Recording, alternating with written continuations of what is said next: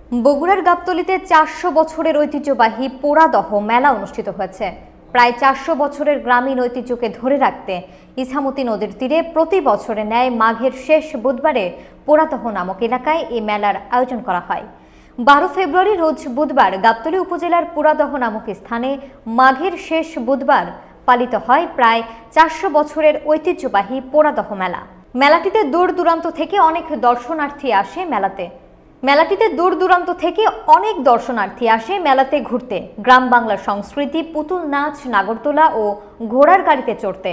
শিশু কিশোর সহ এই মেলায় পরিবার সহ বিভিন্ন জেলা থেকে আগমন ঘটে দর্শনার্থীদের।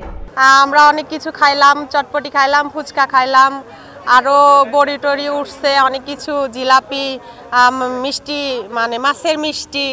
আসছি অনেক দূর থেকে, ঝিনাই গ্রাম থেকে। তো এখানে মেলা বলতে আসলে এই মেলা সবাই চিনে, বিখ্যাত একটা জামাই মেলা।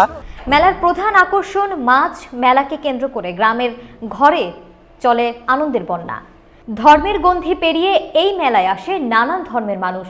বিভিন্ন দিক থেকে আসা নিত্য প্রয়োজনীয় দ্রব্যাদি ও বড় আকারের সকল ধরনের মাছ নিয়ে চলে মেলার প্রথম দিন এবং দ্বিতীয় দিন একই স্থানে চলে বউ মেলা।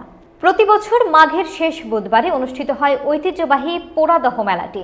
সন্ন্যাসী পূজা উপলক্ষে মেলাটি শুরু হয়েছিল, তাই এর নাম প্রথম অবস্থায় ছিল সন্ন্যাসী মেলা। মেলাটি পোড়াদহ নামক স্থানে সংগঠিত হয় বলে একসময় এর নাম পোড়াদহ মেলা হিসেবে প্রচলিত হয়ে যায়। 2 দিন ব্যাপী চলে এই পোড়াদহ মেলা। মেলাকে কেন্দ্র করে নিরাপত্তার কোনো ত্রুটি রাখা হয়নি।